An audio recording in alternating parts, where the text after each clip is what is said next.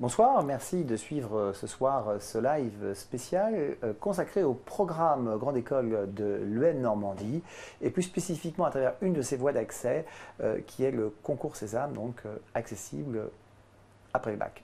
Alors pour parler de ce programme Grande École, nous recevons ce soir Jean-Christophe Hoguel qui est directeur des programmes de l'EM Normandie. Bonsoir Nicolas. Bonsoir. Et Raphaël Amiot qui est étudiant en 3e année. Vous avez intégré en fait cette année l'école. Alors Jean-Christophe, on a déjà évidemment plusieurs questions et je vais prendre une des premières questions qui est posée par Nadine et qui nous dit « Bonsoir, ma fille veut absolument majuscule pour bien souligner la volonté de sa fille, rejoindre votre école. Qu'a-t-elle de plus que les autres ?» Écoutez, c'est une bonne question. On est ravis qu'elle nous dise ça. Peut-être sa fille a la réponse également et puis Raphaël vous donnera aussi d'autres éléments.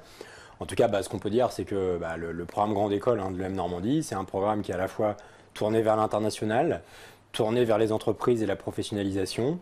Il fait bon vivre en Normandie. Donc ça fait au moins 3 bonnes raisons d'intégrer l'école, mais il y en a évidemment plein d'autres et je pense qu'on aura l'occasion d'en parler tout au long de cette soirée.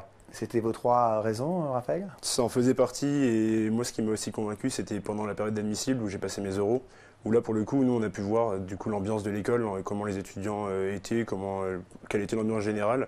Et c'est vrai que ça pour le coup, ça a été un gros argument pour moi parce que c'est vrai que c'est une école à taille humaine où tout le monde peut se permettre de se connaître et tout se déroule très bien, quoi.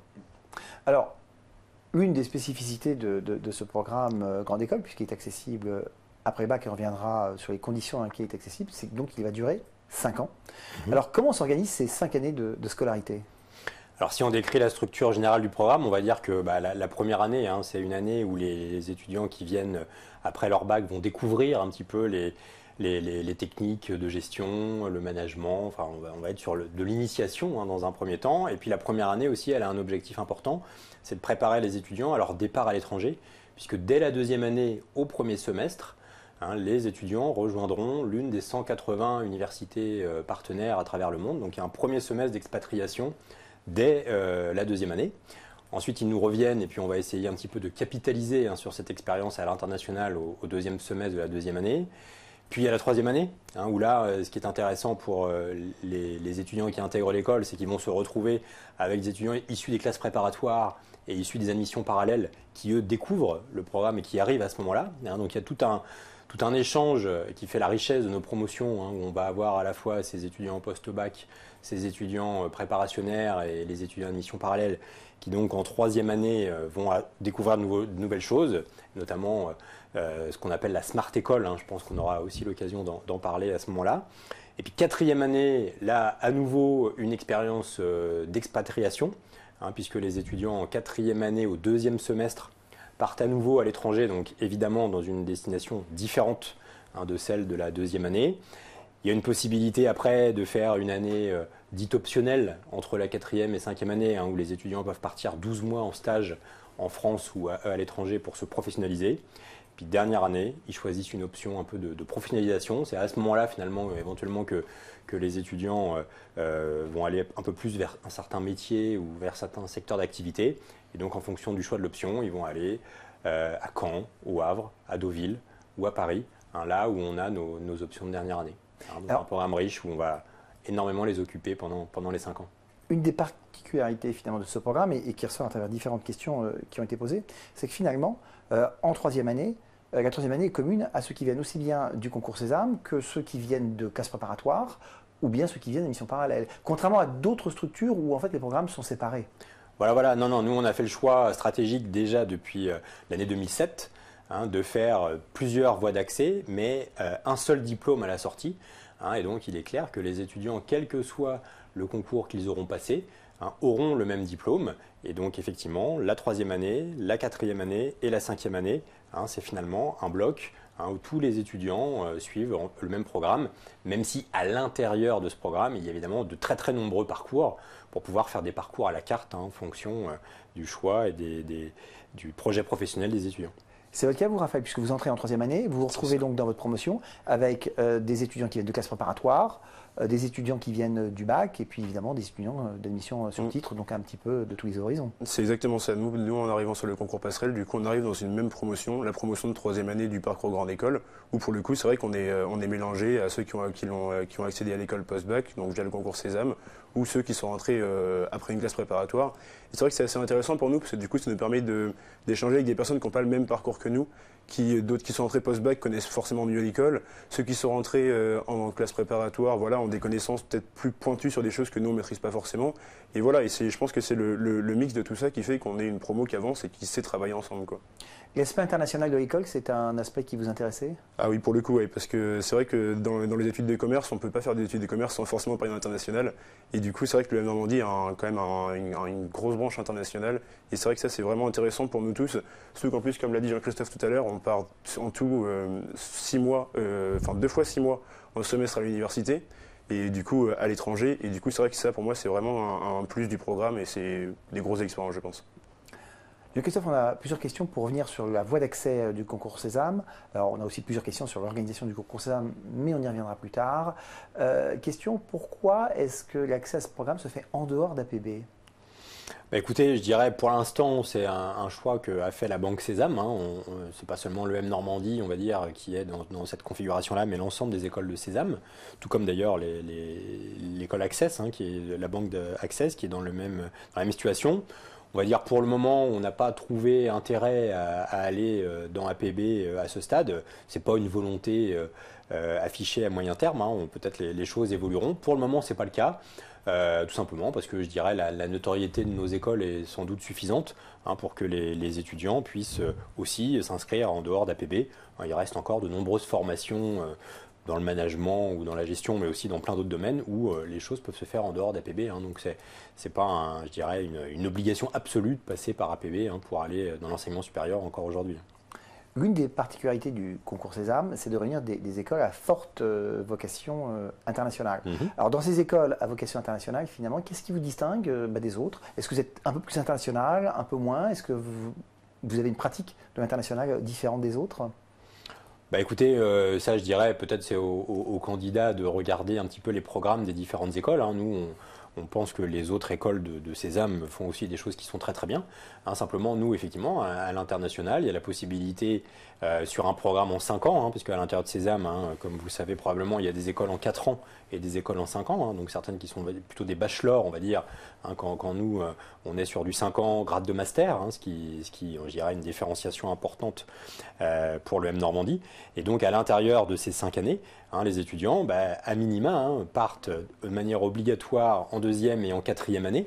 Si on ajoute à ça l'année de césure, où on peut faire 12 mois de stage à l'étranger et un double diplôme à l'étranger, puisque les étudiants ont aussi la possibilité d'aller faire un double diplôme à l'étranger et de faire leur 5e année complètement à l'étranger, ça veut dire qu'au final, on peut passer complètement 3 ans à l'étranger. Pour ceux qui veulent de la très haute dose sur l'international, ils peuvent passer sur 6 ans d'école, en comptant l'année optionnelle, 3 ans à l'étranger.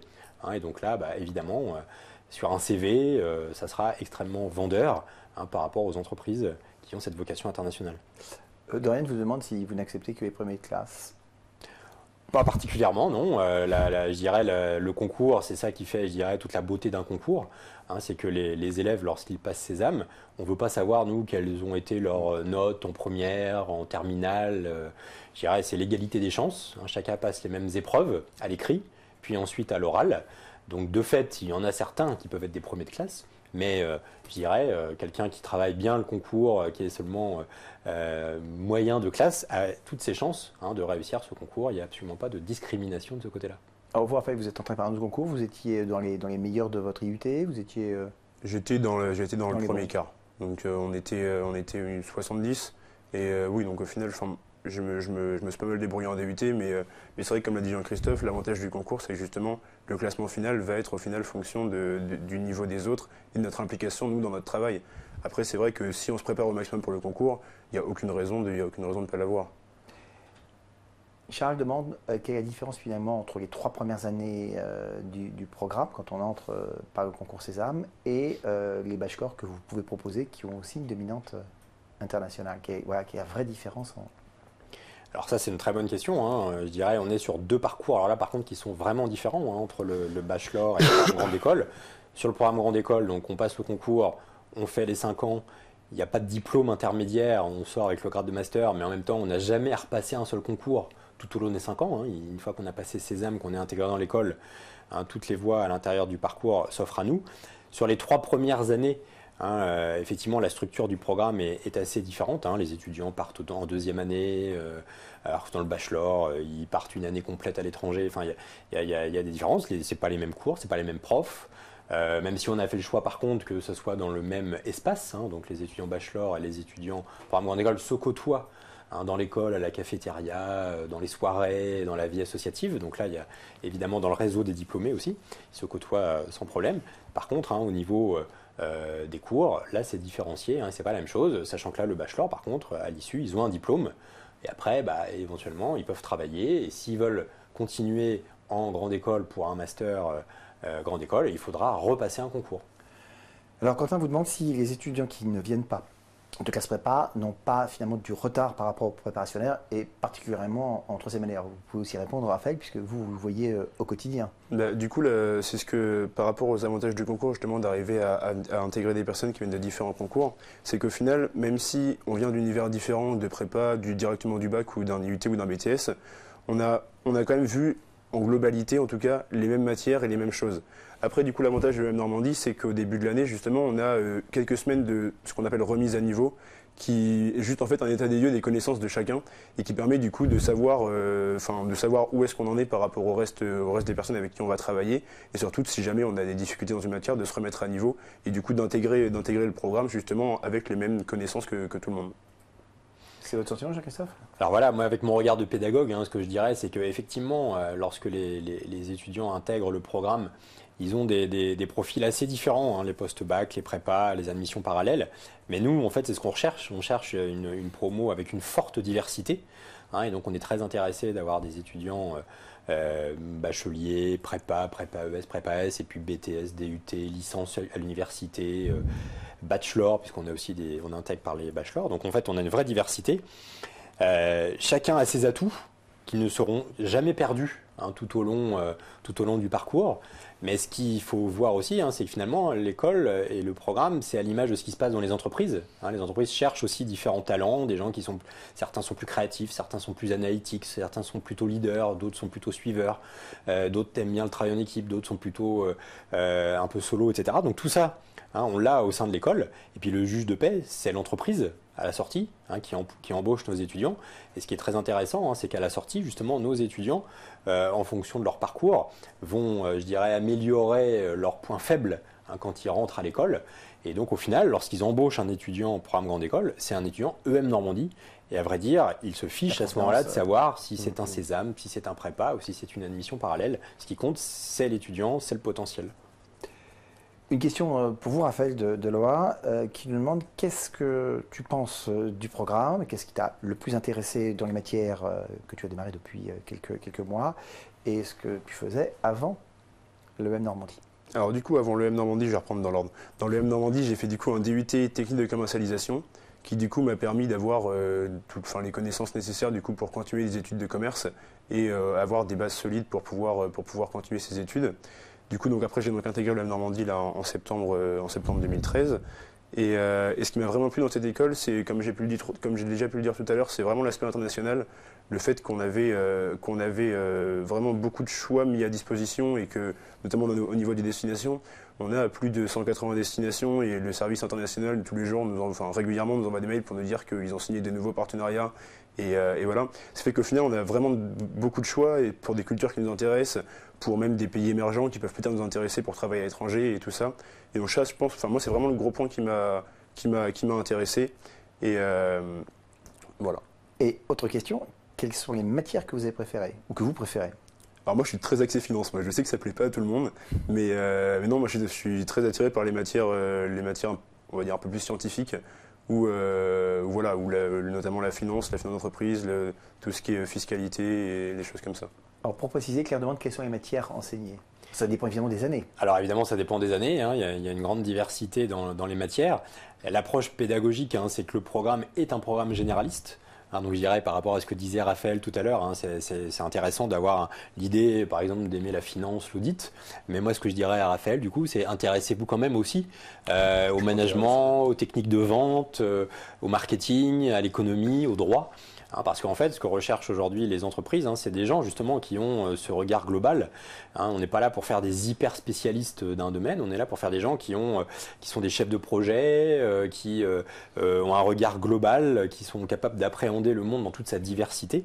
Et donc, il ne faut pas du tout y aller en disant « Ah ben moi, je veux absolument faire du marketing, par exemple, donc je ne vais pas m'intéresser à la finance. » Et réciproquement, il faut avoir cette ouverture d'esprit et accepter ce généralisme qui est en fait ce que recherchent les entreprises d'aujourd'hui. Alors justement, ça nous permet de rebondir sur la question de Pierre, mais qui est très large, qui nous dit, mais quel métier peut-on faire après votre école?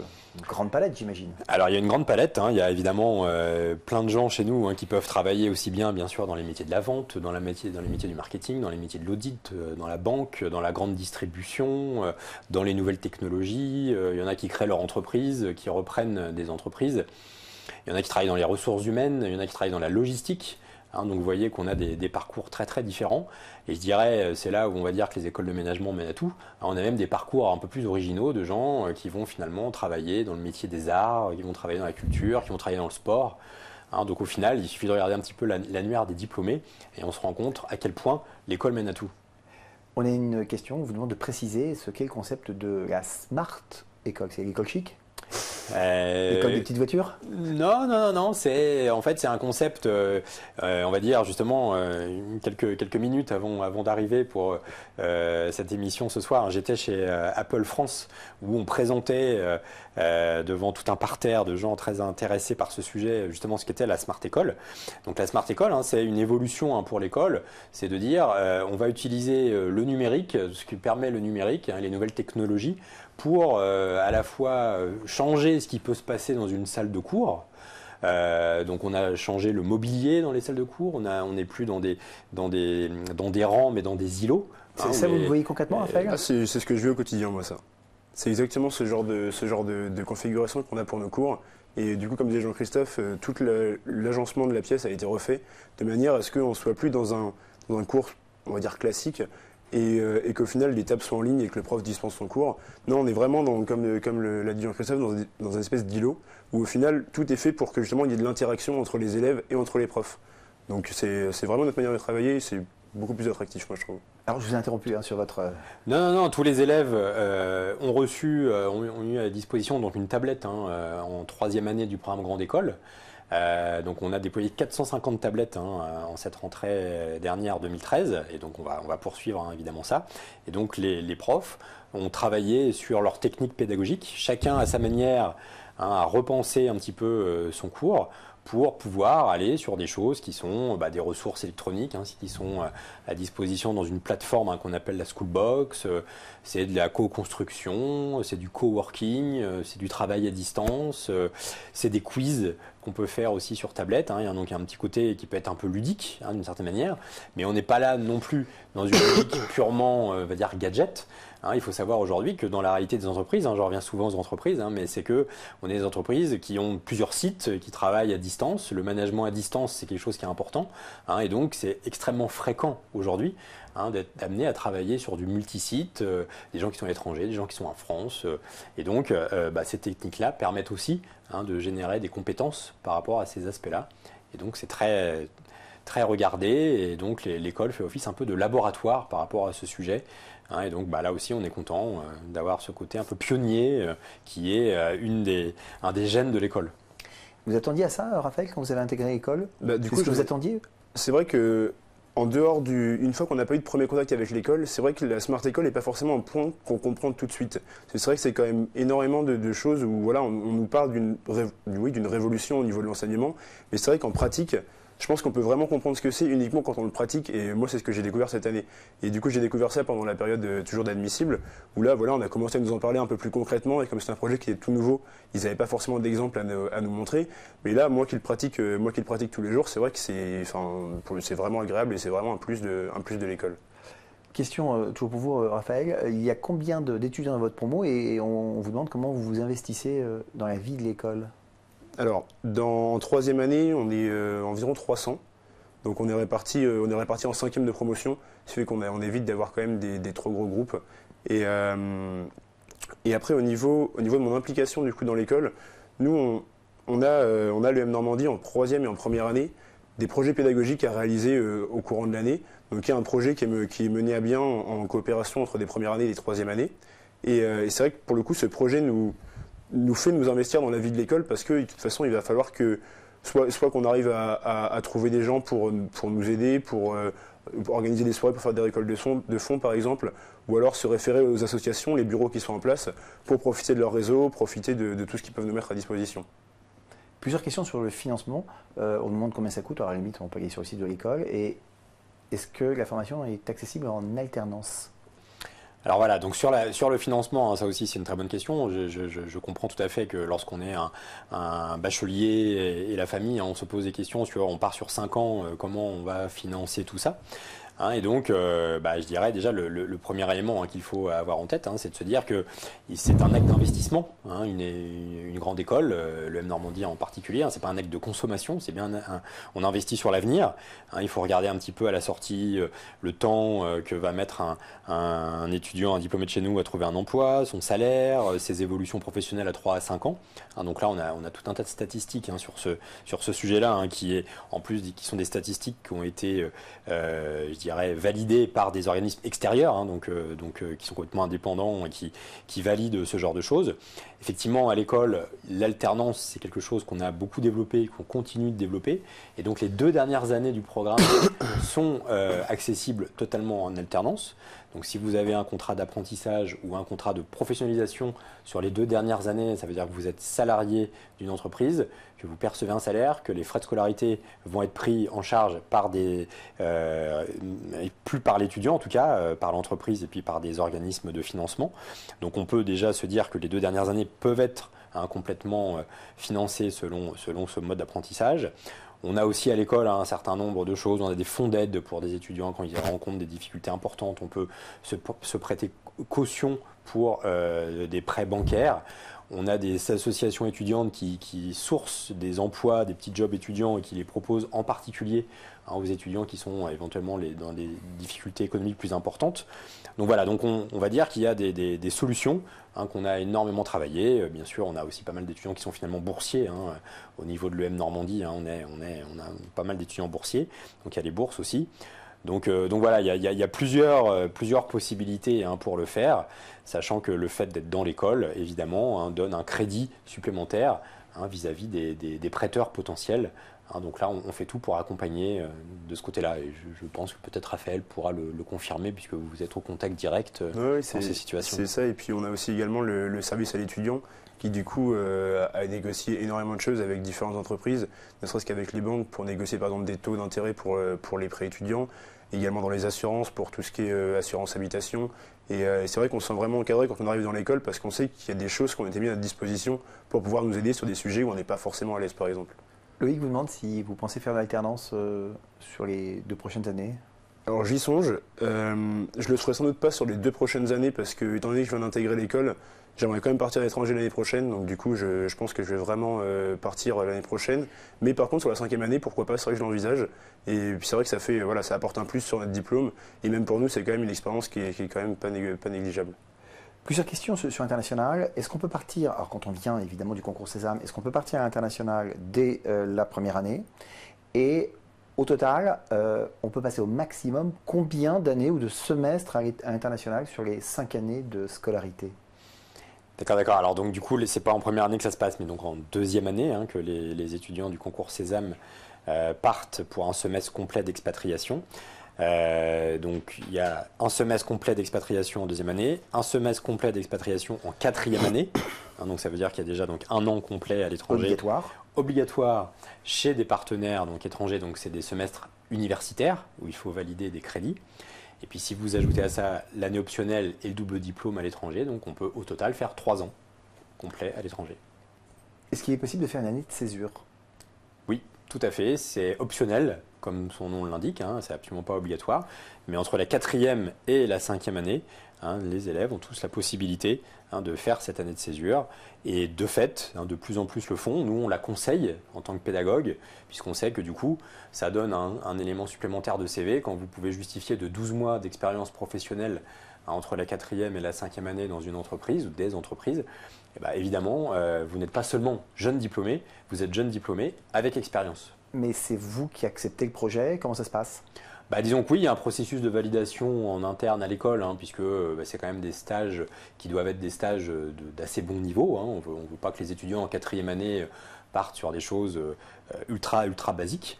Mais je dirais ça, justement, on a un service entreprise à l'école qui offre des stages à tout niveau aux élèves. En première année, par contre, post-bac, là, on est sur des stages découvertes, donc on n'a pas du tout la même chose. Mais voilà, on a des milliers d'offres d'emploi qui sont proposées sur des plateformes qui sont accessibles pour nos étudiants. Qui sont proposés par des diplômés, par des entreprises partenaires.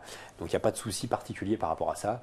On a un forum entreprise, on a un parcours carrière. Enfin voilà, il y a plein de services là aussi qui sont proposés. Ça fait partie de l'investissement que j'évoquais tout à l'heure. Et donc pour ceux qui veulent faire une année optionnelle, il y a des possibilités qui sont très nombreuses. Vous y pensez, Raphaël, à cette année de césure ? J'y pense aussi, parce que c'est vrai que le programme propose énormément de choses, énormément de choix à faire. Et du coup, c'est vrai qu'on a un parcours qui est vraiment à la carte. Et donc, il y a beaucoup de choix qui vont s'offrir à nous. Et c'est vrai qu'au fur et à mesure, on réfléchit à des choses. On a toujours des informations en plus, des gens qui viennent nous partager leur expérience. Et qui, du coup, on peut se dire pourquoi pas.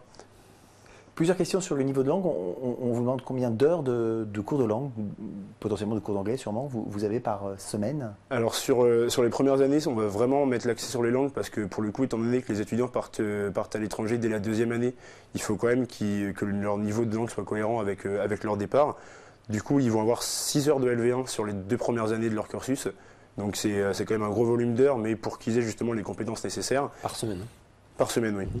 Ouais. Et après, là, en 3e année, on a 3 heures de LV1. Donc on divise par 2 en 3e année. L'anglais est une épreuve importante du concours Sésame ? Alors en fait, sur le concours Sésame, il y a 3 parcours. Il y a le parcours anglophone, le parcours hispanophone et le parcours germanophone. Et donc évidemment, souvent, les candidats, en fonction de leur première langue au lycée, se positionnent sur ces parcours-là. Mais je dirais, on a aussi des élèves qui sont tellement tournés vers l'international, qui sont très très bons aussi bien en anglais qu'en allemand, ou en espagnol qu'en anglais. Et donc dans ces cas-là, rien ne les empêche de multiplier leurs chances au concours en s'inscrivant sur les deux parcours. En fonction de là où ils auront été intégrés, ça conditionne le départ lors de la 2e année que j'ai évoqué. Les parcours hispanophones, ils vont aller dans des destinations hispanophones, germanophones, anglophones. Par contre, en 4e année, là, on refait une redistribution complète et en fonction de l'origine du parcours, on peut néanmoins aller un petit peu partout dans les 180 universités partenaires. Alors, on a des internautes qui manifestement connaissent bien les programmes et qui vous demandent, Raphaël, si vous pouvez aller à Oxford l'année prochaine, puisqu'apparemment, il y a un nouveau campus. Ça, pour le coup, je suis quasiment sûr d'y aller. Après, ça va dépendre évidemment du nombre de demandes. Mais c'est vrai qu'on a la possibilité en 4e année d'aller faire notre premier semestre sur le campus d'Oxford. Donc c'est pour nous un gros avantage parce qu'on a une expérience à l'étranger sans forcément quitter les locaux de l'école. Donc du coup, parce qu'au final, c'est notre campus de l'EM Normandie à Oxford. Donc du coup, ça nous permet de vivre à l'étranger, d'avoir un semestre où on n'est pas dans une langue française, pas dispensé en français, mais de rester quand même dans l'école. Donc plus ça après, partir à l'étranger sur le 2e semestre, moi c'est quelque chose qui me fait envie. C'est un nouveau campus à Oxford ? C'est un nouveau campus qui va ouvrir ses portes donc en septembre 2014. Donc c'est imminent, vous savez, les Normands ont toujours cette réputation d'être assez conquérants. Alors donc on est bien ancré sur notre territoire, on est au Havre, on est à Caen, on est à Deauville, donc ça c'est logique. On a ouvert un campus à Paris en fin d'année 2013, et donc le nouveau campus qui va ouvrir c'est Oxford. Oxford qui est quand même donc en Angleterre, assez proche dans la continuité de notre territoire normand. Et donc là, effectivement, on a fait le choix de proposer la 4e année. À partir de la 4e année, on a un parcours totalement en anglais. Tous les cours sont enseignés en anglais. On le fait déjà sur le campus du Havre Alors, je vous parle, on a 70 étudiants dans ce track international M1 en anglais. Et donc, on s'est dit que ça serait bien aussi de pouvoir le proposer directement en UK. Et donc, c'est Oxford, au cœur du campus, j'insiste, c'est au cœur du campus historique d'Oxford où il y a toutes les universités assez prestigieuses. Et donc, nos étudiants pourront participer à cette vie, je dirais, très intéressante d'Oxford, qui est une vie à la fois universitaire, une vie très riche. Et donc, on est ravis de lancer ça. Alors, le temps passe et on a encore beaucoup de questions que je ne vous ai pas encore posées, et notamment qui tournent autour du concours Sésame. Déjà, on me demande de rappeler quelles sont les écoles membres du concours Sésame. D'accord, alors j'espère que je ne vais pas les oublier. Il y en a 7 au total. Donc il y a l'EM Normandie, il y a le SCE qui est ici à Paris. Donc il y a 2 programmes de Kedge, 2 programmes de Neoma et il y a le BBA de l'ESSEC. Donc je pense que je les ai toutes citées sans faire d'erreur. Comment ça se passe le concours? Quelles sont les épreuves? Et on nous demande quelques conseils pour réussir. Alors donc les épreuves écrites, c'est une banque de concours, donc en fait il n'y a pas besoin de passer 7 fois les épreuves écrites, c'est les mêmes pour toutes les écoles. Les écoles par contre ont des coefficients qui peuvent être différentes.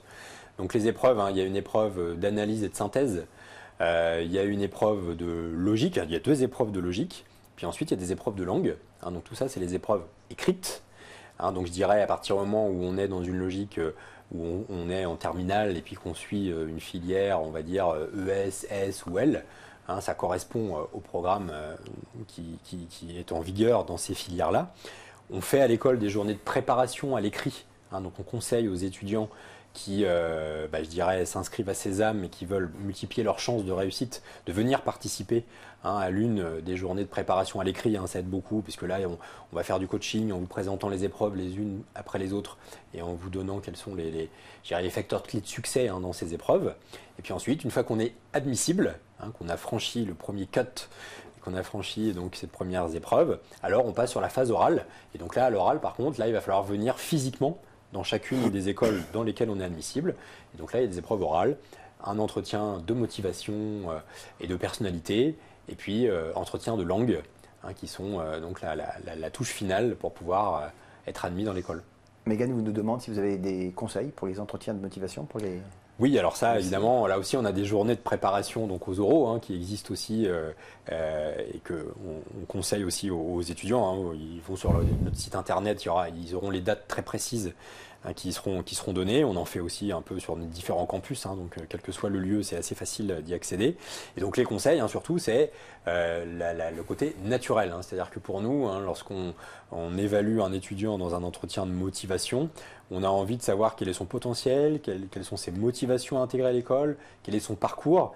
On veut surtout ressentir une authenticité, voir si les valeurs du candidat collent avec les valeurs de l'école. Et donc, comme c'est des entretiens qui sont quand même relativement rapides, qui durent une trentaine de minutes, en fait, c'est relativement facile pour un jury expérimenté de détecter les élèves qui s'inventent des rôles, qui ne sont pas motivés, qui ne donnent pas envie, voilà. Donc surtout, soyez authentiques. Montrez votre motivation et généralement tout se passera bien, on n'est absolument pas là pour vous piéger. Plusieurs questions courtes. Loïc qui vous demande pourquoi ne pas ouvrir à Paris pour les premières années. Mais parce que nous sommes normands et que notre territoire reste normand. Donc on a ouvert à Paris le campus du Ranelagh dans le 16e arrondissement. Et donc pour le moment c'est la filière alternance qui bénéficie de ce campus. Et puis ensuite ce sera des spécialités de M2. Donc c'est en 4e et 5e année que les élèves pourront intégrer à Paris le programme. Auparavant, lors des 3 premières années pour des étudiants de Sésame, ça se passe entre Caen et Le Havre. Et donc, ils seront évidemment bienvenus en Normandie. Peut-on faire la césure et l'alternance en même temps? Alors oui, à condition de se dire qu'on va faire l'alternance qu'en dernière année. Parce que comme on l'a dit tout à l'heure, on a 2 possibilités pour l'alternance. On peut le faire pendant 2 ans. Donc ceux qui partent sur 2 ans enchaînent Master 1, Master 2 en alternance. Ils signent un contrat de travail de 2 ans avec l'entreprise et donc ils ne peuvent pas, du coup, pendant le M1 et le M2, partir en césure, donc eux ne peuvent pas le faire. Par contre, c'est un peu ce qu'évoquait Raphaël tout à l'heure, on peut faire le programme donc 4e année, on part à l'étranger donc en Master 1, semestre 2, année de césure, et là ensuite, il y a une bonne partie des options de Master 2 qui offrent la possibilité de le faire en alternance, et donc dans ces cas-là, on peut combiner année de césure et alternance seulement donc en toute dernière année. Question pour Raphaël, comment as-tu vécu ton intégration en tant que passerelle? Relativement bien. Non, c'est vrai que de toute façon, les promotions, de toute façon, la promotion est au courant de toute façon qu'en troisième année, ils allaient intégrer d'autres étudiants. C'est la première fois nous qu'on fait ça sur le campus de Caen. D'habitude, les étudiants passerelles intégraient directement la troisième année sur le campus du Havre. Et là, c'était la première année où on intégrait sur le campus de Caen. Et ça s'est relativement bien passé parce que voilà, les gens étaient justement très intéressés de pouvoir discuter avec des personnes qui n'avaient pas du tout le même profil qu'eux. Et de savoir voilà, qu'est-ce qu'on fait dans un DUT par exemple, qu'est-ce qu'on fait dans un BTS, qu'est-ce que tu as appris plus que nous. Nous, on leur demandait leur expérience à l'étranger, comment ils avaient vécu ça. Et voilà, moi je trouve ça très, très enrichissant. Et comment ça se passe justement la répartition entre les campus? Alors sur la répartition entre les campus, pour des étudiants de Sésame, lorsqu'ils passent le concours et qu'ils intègrent, ils vont forcément à Caen. Leurs 2 premières années se font à Caen avec le semestre à l'étranger qu'on a déjà évoqué. À partir de la 3e année, le programme est ouvert, on va dire, au niveau des campus. Et donc un étudiant qui aurait intégré Sésame après ses 2 premières années à Caen peut rester à Caen en 3e et 4e année, mais il peut aussi demander son transfert au Havre, il n'y a aucun problème pour ça. Il peut aller à Oxford, il peut aller à Paris. Donc la mobilité intercampus, elle est vraiment effective à partir de la 3e année, où là, toutes les combinaisons sont possibles. Il n'y a que les 2 premières années où là, très clairement, c'est Caen. Alors justement, plusieurs questions sur le campus de Caen et en général sur la Normandie et le campus. Est-ce que ce sont des campus qui vivent? Est-ce qu'il y a une vie étudiante? Alors vous, Raphaël, vous êtes peut-être bien placé pour répondre. Ah oui, je répondrai plus sur le campus de Caen, c'est vrai que je ne connais pas forcément le campus du Havre. Mais c'est vrai que, comme j'ai dit tout à l'heure, la vie en fait étudiante de l'école est gérée par 5 associations ou 5 bureaux gérés par des étudiants. Donc on a le bureau des sports, le bureau de la culture, le bureau des étudiants, le bureau des initiatives et Job Service qui nous propose des petits boulots comme on a parlé tout à l'heure. Et du coup, c'est vraiment ces 5 bureaux-là qui du coup nous aident, en fait, qui proposent des choses, qui dynamisent un peu l'école par des actions, comme j'ai pu en parler tout à l'heure, l'organisation de soirées, l'organisation de tournois, l'organisation d'énormément de choses. Et de ces 5 bureaux-là dépendent nos projets, justement. Et là, encore hier soir, on avait un laser game d'organisé par les groupes qui partaient, par exemple, au 4L Trophy. Et voilà, donc c'est plein d'événements comme ça qui font vivre l'école et qui nous font vivre nous. Alors, je redis, parce qu'il y a Franck qui nous demande, est-ce que la ville est animée? Est-ce qu'il y a des lieux agréables? Enfin, voilà, est-ce qu'il y a une vie étudiante en dehors du campus? En dehors du campus. Alors, Caen, c'est vrai que c'est une ville qui est relativement étudiante parce qu'on a quand même une université qui est relativement grande. On a également d'autres écoles, ce qui fait que le centre-ville des Caen est vraiment bien animé par la vie étudiante. Et voilà, moi je sais que si j'ai besoin de faire quelque chose à Caen, je sais que je ne serai pas tout seul dans les rues, qu'il y aura des gens, que voilà, et que après les cours évidemment s'échangent, mais voilà, c'est une ville qui est très étudiante. Oui. En termes de logement, pas de soucis spécifiques?